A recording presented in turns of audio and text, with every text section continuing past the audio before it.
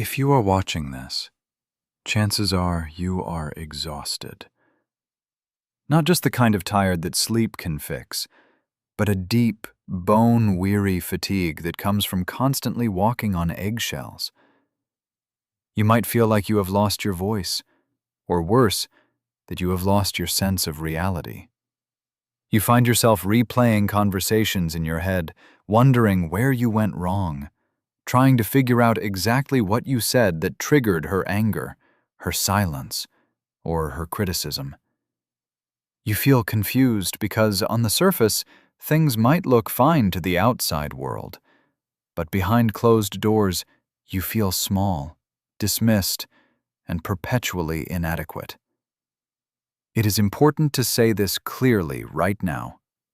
You are not crazy, and you are not the problem. The confusion you feel is not a sign of your incompetence. It is a symptom of the environment you have been living in. When you are in a relationship with a woman who has narcissistic traits, the rules of engagement are constantly shifting. What was acceptable yesterday is forbidden today. Your feelings are treated as inconveniences, while her emotions are treated as emergencies. This imbalance is not an accident. It is a structure designed to keep you off balance, ensuring that her needs remain the center of the universe, while yours are pushed to the margins. Today, we are going to talk about how to change that dynamic. We are not talking about changing her, because that is impossible. We are talking about changing how you respond. We are talking about setting boundaries that are not just words, but actions that reclaim your dignity and, surprisingly, often gain you a level of respect you thought was lost forever. To understand how to set these boundaries, we first need to understand what a boundary actually is in this context. Many people think a boundary is a request. They think if they just explain their feelings clearly enough, if they use the right I statements, the other person will understand and stop hurting them. But with a narcissistic individual, explanations are not heard as communication. They are heard as challenges. When you explain why you are hurt, she hears it as an accusation. When you ask for space, she hears it as rejection. Therefore, a true boundary is not a negotiation. It is a statement of what you will do, not what she must do. It is about controlling your own behavior in response to hers. This shift in perspective is critical. You cannot control her reactions, her moods, or her interpretations. You can only control your access to her and your participation in the drama.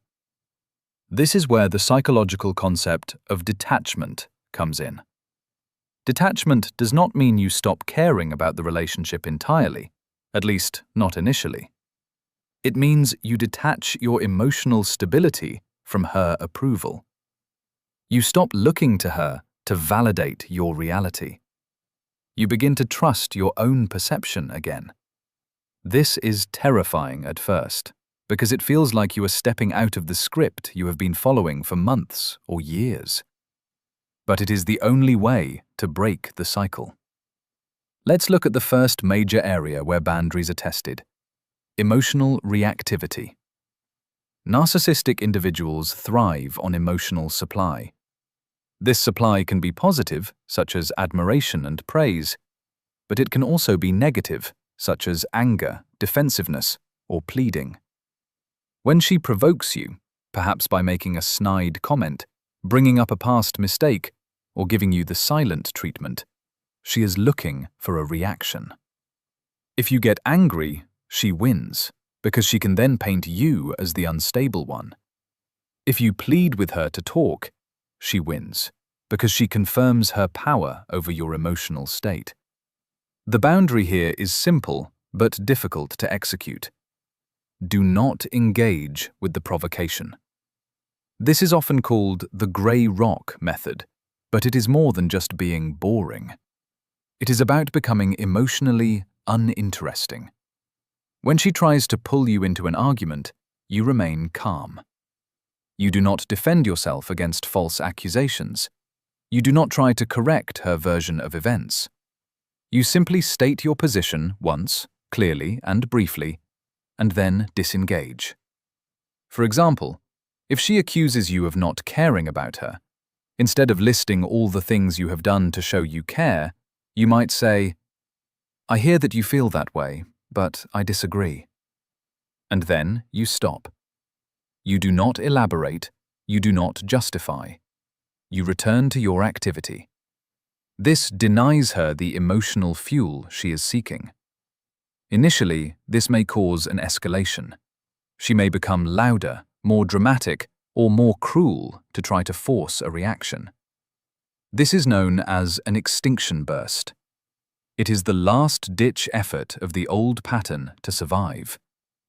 If you hold the boundary during this phase, the behavior will eventually decrease because it no longer serves its purpose.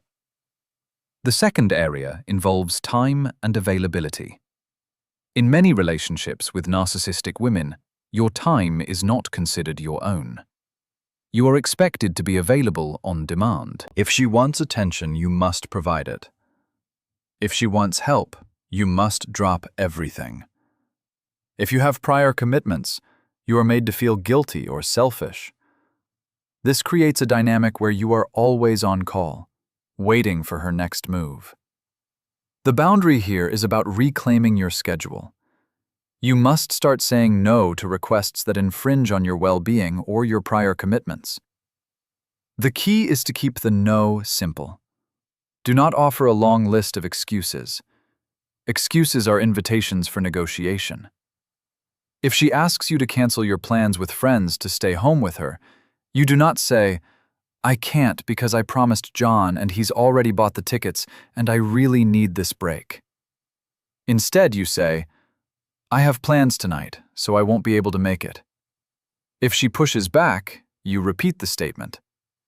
"I understand you're disappointed, but I have plans." You are not asking for permission to have a life. You are informing her of your reality.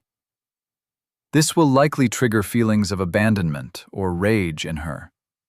She may accuse you of loving your friends more than her, or of being cold. These are manipulation tactics designed to make you feel guilty enough to comply. Recognize these tactics for what they are.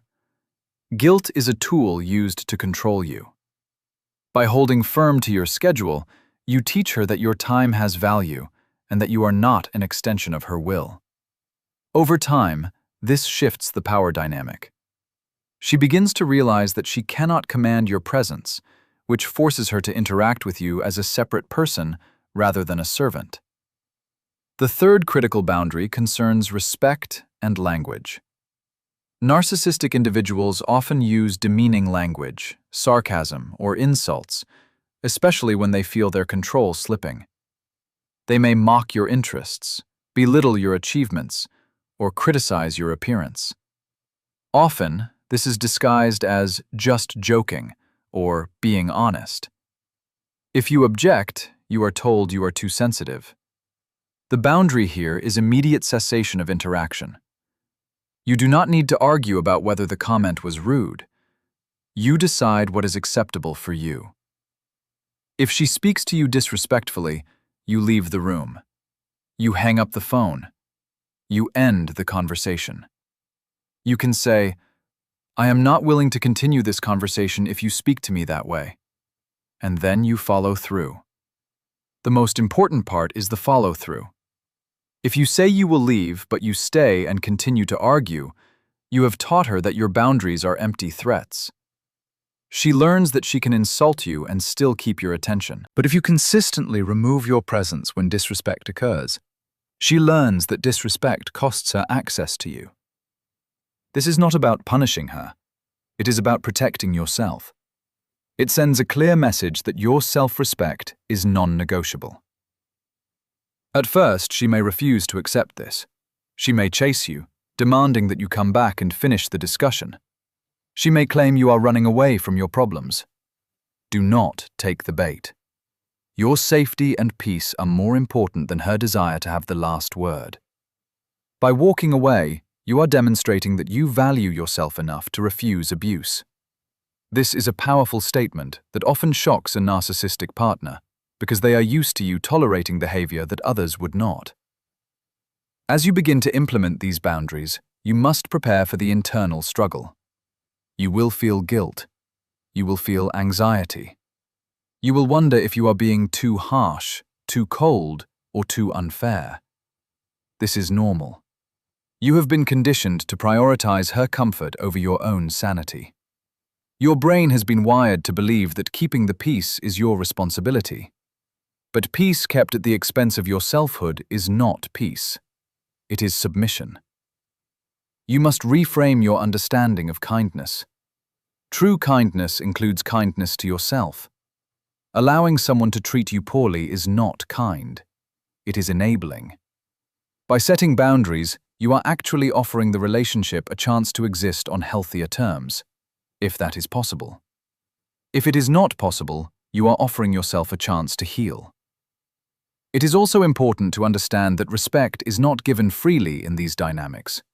It is earned through consistency. A narcissistic woman respects strength and autonomy. When you were constantly accommodating, apologizing, and trying to please, you were signaling that you had no core self. Now, by standing firm, you are showing that you have a backbone. Paradoxically, this often leads to a decrease in conflict. When she realizes that manipulation no longer works, she may stop trying. She may begin to treat you with more caution, and eventually, more respect. This does not mean she becomes a different person. Her underlying traits remain.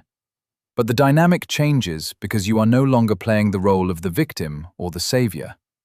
You are playing the role of an equal. There is a specific technique that helps maintain these boundaries during high-stress moments.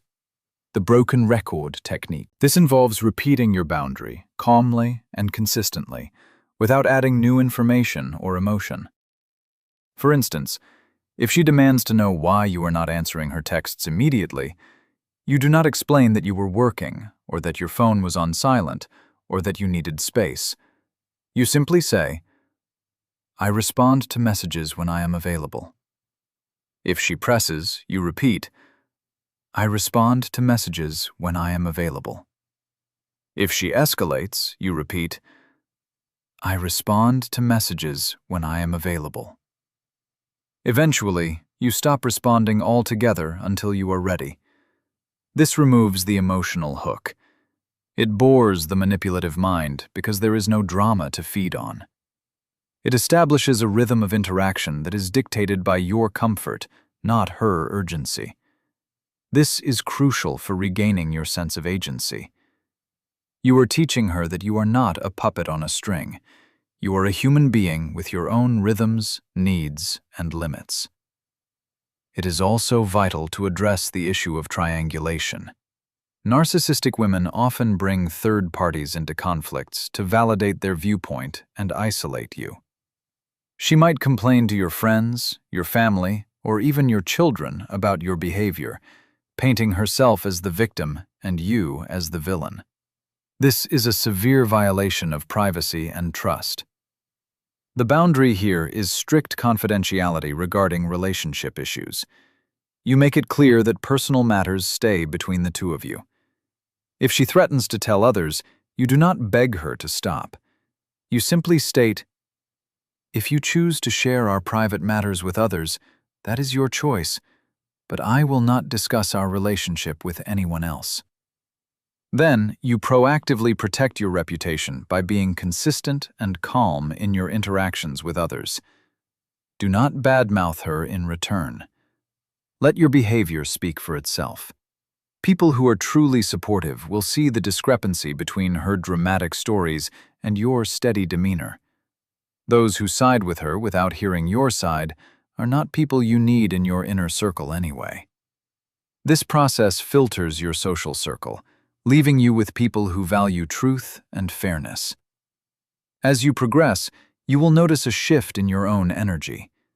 The constant anxiety of monitoring her mood will begin to fade. You will start to sleep better. You will find joy in activities that have nothing to do with her. You will rediscover parts of yourself that you had suppressed to keep the peace. This is the beginning of true healing. It is not just about surviving the relationship. It is about thriving as an individual. You are building a foundation of self-trust. Every time you hold a boundary, you are proving to yourself that you can handle the discomfort of conflict. You are proving that you can survive her anger. You are proving that your worth is not dependent on her approval. This internal strength is magnetic. It changes how you carry yourself. You stand taller. You speak with more conviction. You look people in the eye. This presence commands respect naturally, without you having to demand it. However, you must remain realistic. Setting boundaries with a narcissistic woman does not guarantee a happy ending for the relationship. In some cases, as you become stronger and less controllable, she may decide that you are no longer useful to her narrative. She may discard you, or she may escalate her behavior to dangerous levels. You must always prioritize your physical and emotional safety. If you feel threatened, seek professional help and create a safety plan. Boundaries are not a magic wand that fixes toxic personalities. They are a shield that protects your soul. They allow you to see the relationship clearly, without the fog of manipulation. With that clarity, you can make informed decisions about whether this relationship serves your life. Sometimes, the strongest boundary of all is the decision to leave. But even if you choose to stay, you do so from a position of power, not weakness. You stay because you want to, not because you are afraid to go. In the end, the goal of setting these boundaries is not to change her. It is to free yourself. It is to stop letting her chaos dictate your inner peace. It is to reclaim the authority over your own life. You deserve to be treated with dignity. You deserve to have your feelings acknowledged. You deserve to have your time respected. These are not privileges. They are basic human rights. By setting boundaries, you are asserting those rights. It is a journey that requires courage, consistency, and compassion for yourself. There will be setbacks. There will be days when you slip back into old patterns. That is okay. Forgiveness is part of the process. Just gently guide yourself back to your boundaries. Keep showing up for yourself. Keep choosing your peace. As you do, you will find that the respect you seek from her begins to grow within you. And that self-respect is the most powerful force of all. It is the anchor that holds you steady in the storm. It is the light that guides you out of the confusion. You are not alone in this. Many have walked this path and found their way to freedom. You can too. Take it one step at a time, one boundary at a time, one breath at a time. You are rebuilding your life, brick by brick, on a foundation of truth. And that is a structure that cannot be shaken.